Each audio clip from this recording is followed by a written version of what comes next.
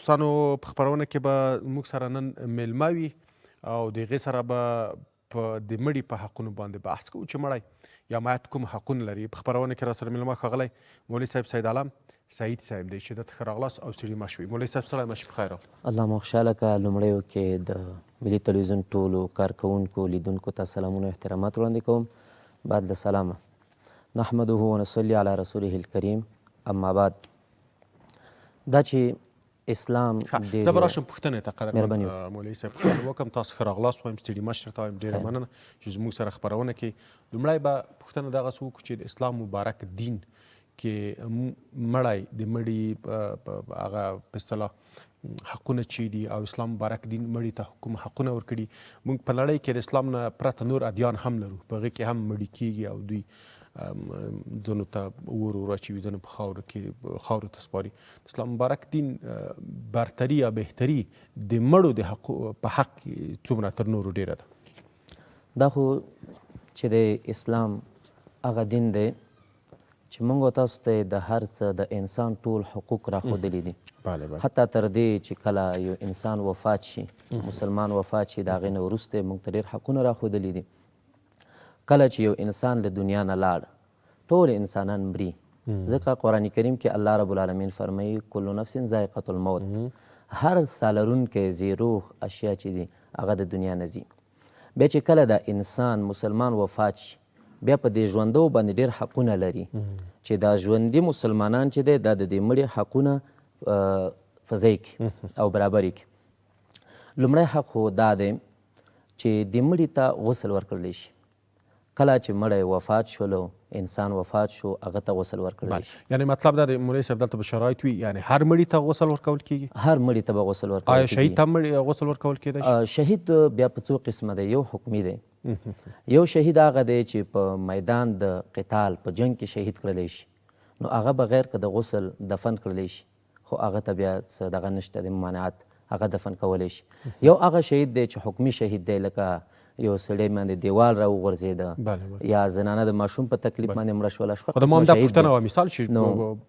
په مړو کې ځینې مړي شته دي که غسل ورته ورنه کړو مشکل نشته دی؟ او لکه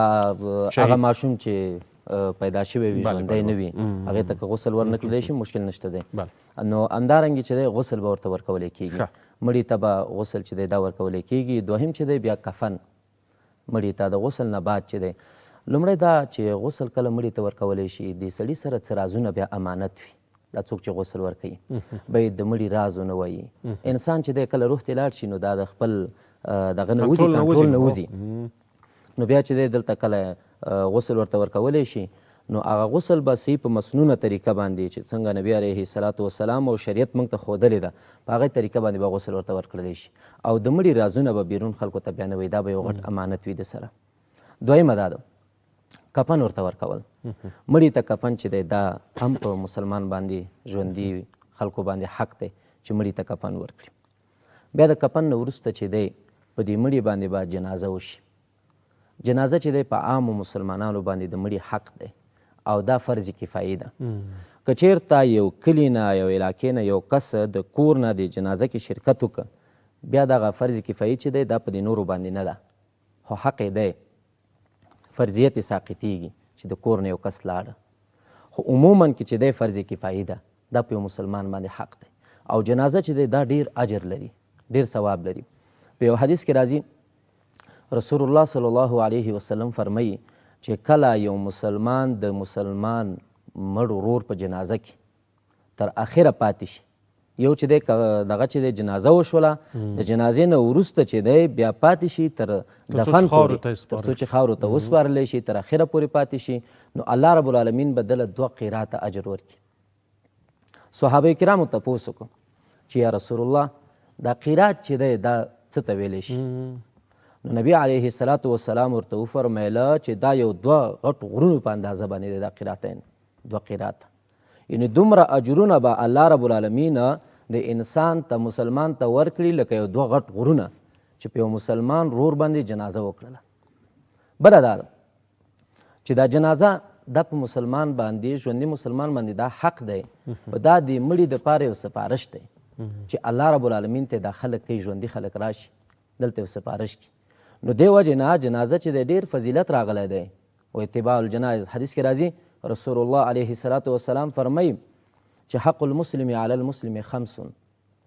یو مسلمان په بل مسلمان باندې 5 حقونه دي همدارنګې د سلام جواب ورکول خو یو پکې چې شی دی د جنازې و اتباع الجنایز د جنازې پسې تګ او جنازه پسې کول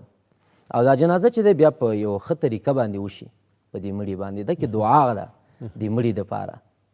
د مړي یو سپارش دی الله رب العالمین ته چې دا جنازه په دې مړي باندې وشي دې وجه باندې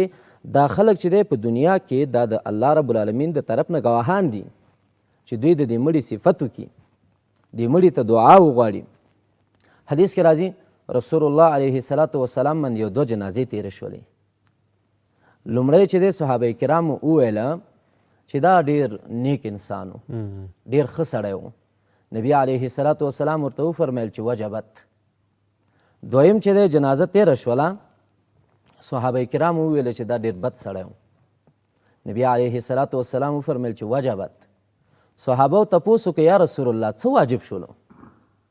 نبی علیه الصلاة والسلام ورته وویله چې تاسو لومړی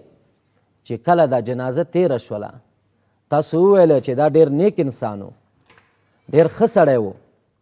الله رب العالمین د دپاره چې شه دی جنت واجب او د دې بل په باره کې چې دی تاسو وویله چې دا ډېر بد سړی و الله رب العالمین د دپاره جهنم واجب که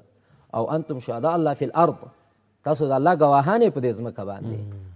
یعنی تاسو دلته علما دام وایي محدثین چې باید د یو مړي صفت وشي نیک اعمال یې راوښودل شي دا د مړي حق دی یعنې که کومه شخصي ستونزه تاسو درلودله هغه ورته وبخې هغه ورته وبخې دا خو حق دی چې دا به ورته وبخې خو دلته دا ده د مړي غیب به نه بیانوي مړي پسې کله چې یو انسان دنیا نه لاړل او وفات شله دلته به د مړي په هکله باندې داسې خبرې نه کوي چې هغه ته نقصان پرې رسېږي د هغه غیبونه د هغه کومې کړنې چې دی هغه د اسلام خلاف یا وغیره هغه به نه بیانوي چې مسلمان دنیا نه تللی و د ده به نیک اعمال راخلي او د دپاره چې دی بله دا ده چې د مړي په هکله باندې به ښه نظریه لري چې دا ښه انسان و الله رب العالمین به بخلی وي او بل حق د مړي دا دی دفن کول د مړي مړی به دفن کیږي دا د مسلمانانو الحمدلله اسلام چې دی موږ ته دومره یو ښکلې طریقه او عقیده راپرېښې ده چې په دې کې د مړي ټول حقوق پکې بسته شوي دي او برابر شوي دي دا مړی چې دی کله جنازه وشوله د هغې نه وروسته به دفن کیږي ډېری داسې عقیدې شته دی چې هغه رالګېږي او دا خپل مړي چې دی یعنی غیر مسلم داسې خلک پکې شته دی چې هغه خپل مړي سیزي راواخلي ویې سیزي نو هغه چې دی دا اسلام موږ ته ښایي چې نه تاسو چې کله مسلمان مړ شو دا راواخلی او چې دی کې په خاورو کې دفن کوي په یو ښه طریقې سره جنازه پرې وکوي بیا د هغې نه وروسته دفن کوي ډېری داسې عقیدې شته چې هغه یې سیزي بله دا ده چې داسې خلک شته چې هغه بیا دا مړی کله چې انسان مړ شي د هغې نه وروسته مجسمې جوړوي د دې مړي نه مجسمې جوړې کړي او هغه ځان ته ولګوي بیا د هغې عبادت کا بیا د هغې نه دعاګانې غواړي داسې خلک هم شته بله دا ده ډېری داسې عقیدې شته چې هغوی د مړي سره شیان ښخوي ګوره اوس موږ ته اسلام څه وایي حدیث کې راځي رسول الله صلی الله علیه وسلم فرمایي چې 3 شیان مړي سره قبر ته ځي لومړی چې دی 3 شیان چې ورسره ځي مال ورسره ځي اهل ورسره ځي او عمل ورسره ځي مال اهل او عمل دا 3 شیان ورسره ځي خو 2 شیان بیرته راواپس کیږي او دا یو څه دی عمل ورسره پاتې کیږي مال هم راواپس کیږي دا کوم اسباب چې ځان سره وړي د قبرستان ته چې هلته دا مړی پې دفن کړي کولنګ وغیره دا چې وړي دي دا ځان سره بیرته راوړي او همدارنګې دا اهل چې د خپل خپلوان ټول ورسره تلي دا هم راواپس کیږي بیرته راځي یوازې پاتې کیږي چې هغه عمل پاتې کیږي نو دلته موږ ته اسلام څه وایي چې دلته یو عمل پاتې کیږي مړي سره نور که ته هر څومره څه ورسره ښخ کړې هر څومره څه ورسره کېدې دا دته کومه فایده نه ورکړي بله دا هغه حقونه شول د مړي په مسلمانانو باندې چې په یو مسلمان ورور چې مړ کیږي نو باید دغه کارونه ورته سره شي. ځینې نور بیا موږ په کلیو بانډو کې ځینې نور رواجونه او دودونه لرو. پوښتنه کوم دا د اسلام مبارک دین سره څومره همغږي لري یا څومره ورسره په ټکر کې دي؟ مثال کله چې مړی ښخ شي او هغه نور څوک دي ځي یو کس ورسره پاتې کېږي هلته تر یو څه وخته پورې. مثال بیا ځینې کسان دي چې سهار وختي ورته ورځي هغه د قبر تیږه ورته کوي. یعنې دا د اسلام مبارک دین په دې تړاو باندې څه ویلي او که نه دا مسې دود او رواج او فرهنګ دی؟ یو خو بعضې اعمال چې دي هغه سنت دي، لکه اوس د مړي سره لږ پاتې کېدل. په کله چې دا مړی دفن شي دلته ورسره پاتې کېدل، بعضې روایتونو کې تلاوت راغلی دی چې هغه ورته وشي، نو هغې نه وروسته چې دی لږ ورسره نبي علیه السلام وایي تاسو پاتې شئ، دا ورسره ده. بله دا ده چې اما دغه سهار کې ورتګ که چېرته دا په دې بنیاد باندې وي چې د مړي ته دعا وشي او ده ته دعا وکړي بیا به څه ممانعت نه وي پکې. که چېرته دا وي چې د مړي ته تیږه ورټکول یا دې دپاره ورتلل چې هلته پوښتنه وشي یا دا ژوندی شخص چې دا وګوري، دا شریعت کې نشته دی، دې نه ځان ساتل پکار دي. بله، دا به ځای دی چې مړي ته فایده وکړي، شاید تاوان ورته ورسي. تاوان ورته رسي، بله بله، ګټه نشي رسولی ورته. ولې چې هغه دنیا نه لاړه، هغه نور دلته تعلق قطع شو، هغه پسې چې دی څو شیان رسیږي، دعا ورته رسیږي. حدیث کې راځي رسول الله صلی الله علیه وسلم فرمایي چې کله یو انسان مسلمان وفات شي انقطع عمله، د ده اعمال نور قطع شو. خو درې قسمه اعمال د پسې د مرګ نه وروسته رسیږي. یو چې دی هغه صدقه جاریه ده. کله چې د مسلمان چې دی په د ژوندون باندې یو صدقه جاریه کړې وي، لکه یو څیق کنښتې وي، یا یو تعلیمي ځای جوړ کړی وي، یا مدرسه جوړه کړي، یا پل جوړ کړی وي، داسې یو شی چې عامه خلک استفاده کوي او ګټه اخلي او دایمي وي، نو دغه عمل د پسې رسیږي د مرګ نه وروسته هم. او دویم چې دی نیک اولاد. نیک اولاد چې دی دا خپل د پلار پسې د ده دعا د ده عبادات دا پسې رسیږي. یو حدیث کې راځي چې یو کس په قیامت په ورځ باندې راوستلی شي، ده ته به وښودلی شي چې داسې غټ غټ غرونه که درته اعمال به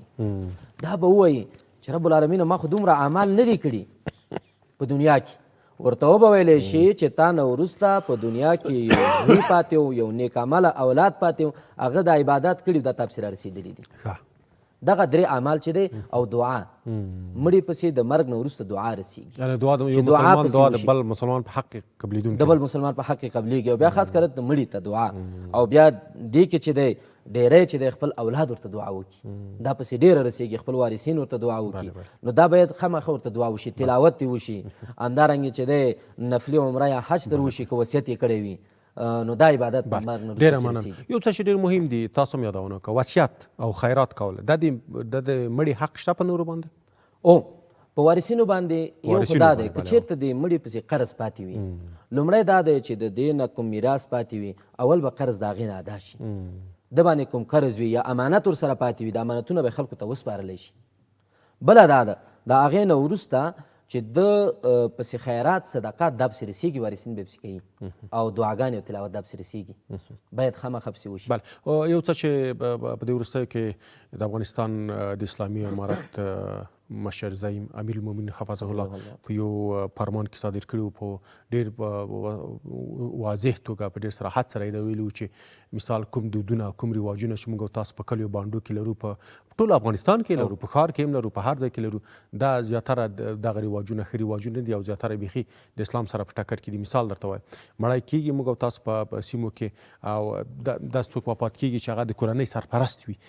مثال هغې ته یتیمان وي، کونډې پاتې وي، خو هغه هلته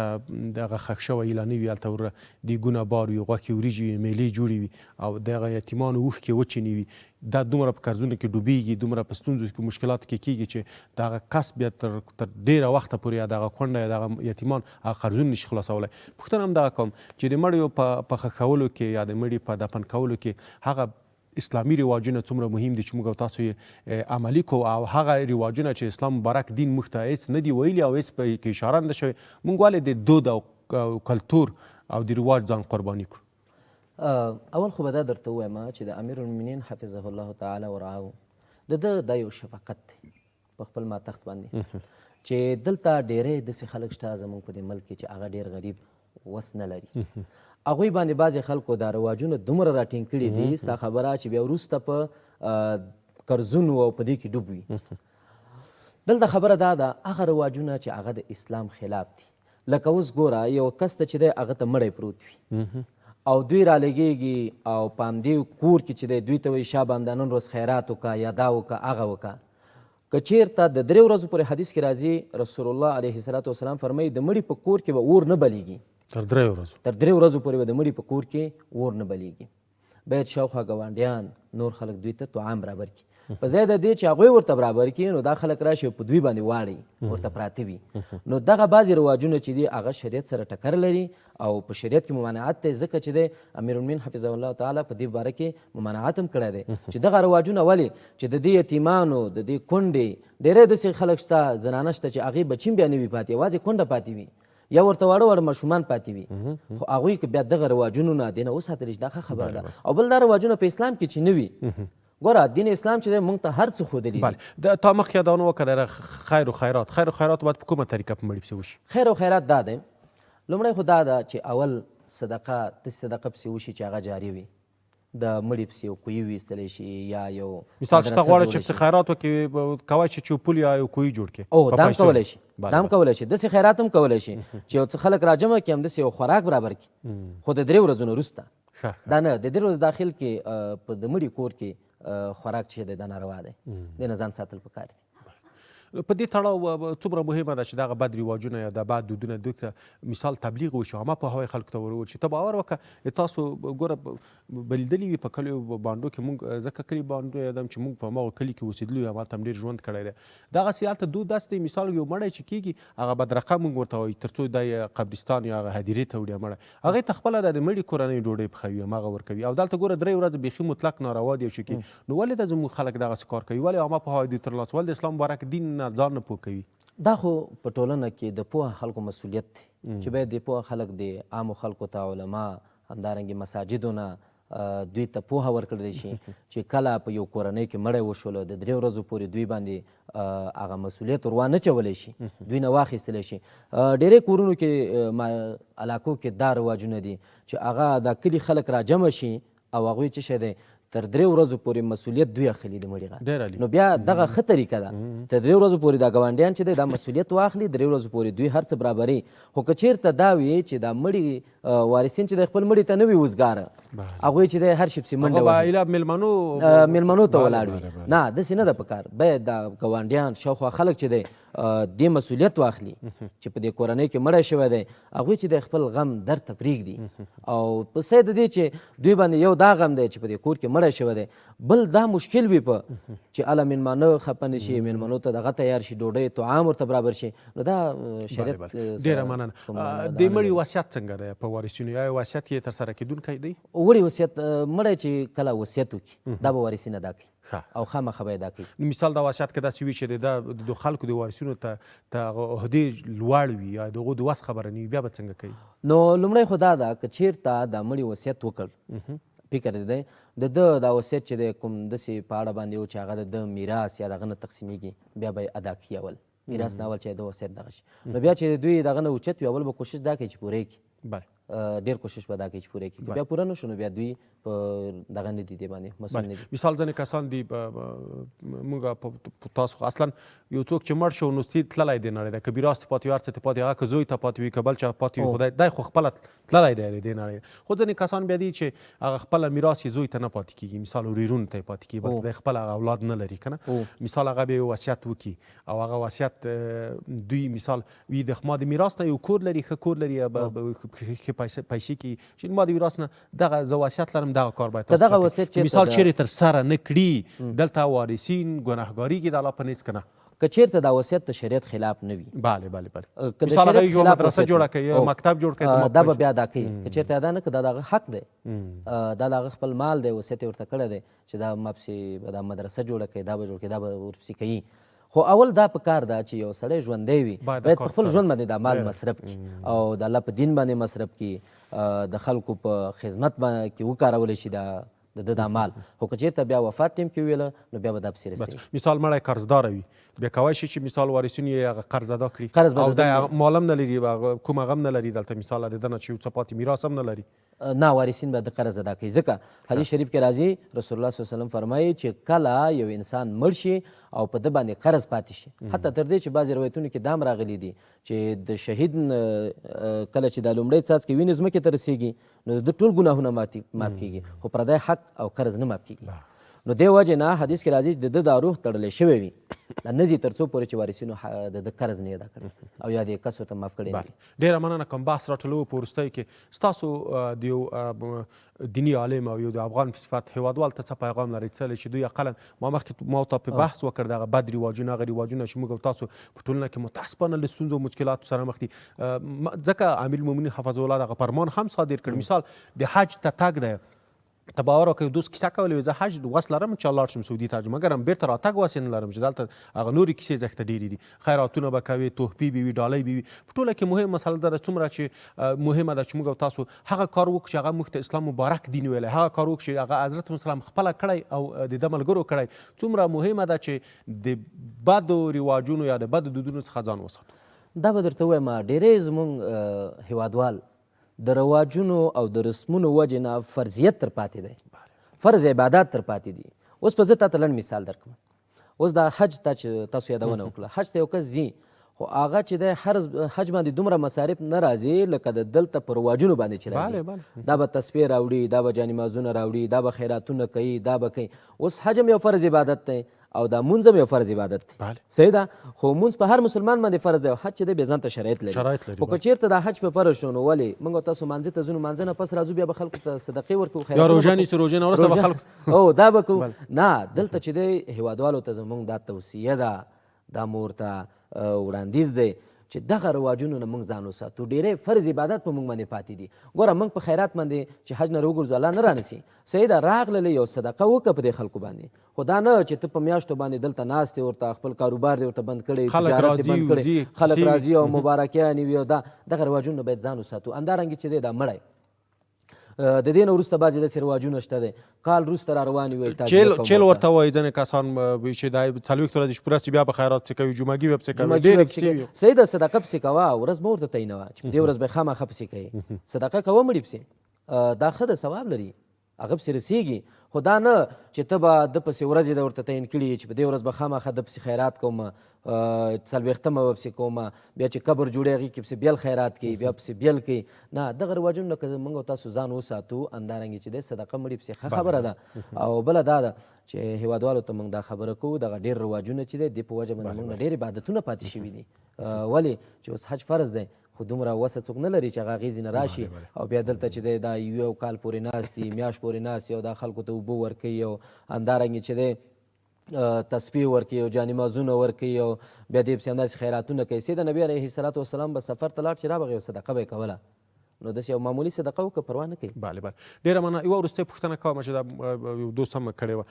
ځینې کسان د مثال په کابل کې وګورو په کابل کې داسې دي چې د هدیرې سره تنګې شوي دي ځایونه هم ډېر کم دي او د هر چا د مړو ځایونه معلوم دي بیا ځینې کسان د مثال الله پاک ورته شته ورکړي پیسې ورکړي وي مال یې ډېر وي بیا په د خپل مړي باندې دومره یو قبر جوړ کړي دومره یو ځای پې جوړ کړي چې د دوو نورو مړیو د ځای هم پکې نیولی وي یا نیول شوی وي ځکه دا وي زه پیسې لرم تقریبا یو 2 لکه روپۍ یوازې به د قبر باندې مصرفوي. د اسلام نظره دا کړنه څنګه ارزوئ تاسو؟ اسلام د قبر په باره کې داسې جوړول او په دې باندې بلډینګونه جوړول او یا په دې باندې ګمبزې جوړول دا شریعت کې ممانعت دی. باید قبر چې دی یو ساده وي بعضې دغه کې دام راغلي چې یو لوش اندازه باندې صحیح ده او دا چې سړی ورځي او داسې یو کوي دغه پې لګوي منارونه په لګوي یا د نورو خلکو ځای پکې رانیسي د بل مړي حق پکې طلب شو او همدارنګې چې دا بیا عمرونو پورې دا قبر پروت دی بیا حتی تر دې چې بعضې خلک د دې ته ورځي دا قبر چې دی ګوره قبر چې دی قبرستان ته نبي علیه الصلاة والسلام وایي تاسو لاړ شئ څه وجې نه لاړ شئ هلته مړي ته دعا وکړي موږ ته مرګ یاد شي. نن سبا دا قبرونه داسې جوړ شوي دي چې هلته ورشي منظرې له خلک ورځي سیال دپاره ورځي په ځای د دې چې سړی ورشي هلته مرګ یاد کړي هلته چې ورشي هلته منظرې دپاره ورځي نو دغه شی نه شریعت منع کړی رحمان به وي هر زنده چې د مرده په قبر ورشي بس د ده لپاره همدومره نصیحت په دې دنیا نو د هغه نه باید عبرت واخلي قبر نه دا نه چې هلته منظرې دپاره خلک ورشي داسې بلډینګونه یې په جوړ کړي دغه جوړ کړي دا شریعت کې منعت لري. ډېره مننه قدرمن مولوي صاحب سید عالم سعید چې زموږ سره خپرونه کې ګډون وکړ. تاسو په چار کې الله مو خوشحاله اوسئ.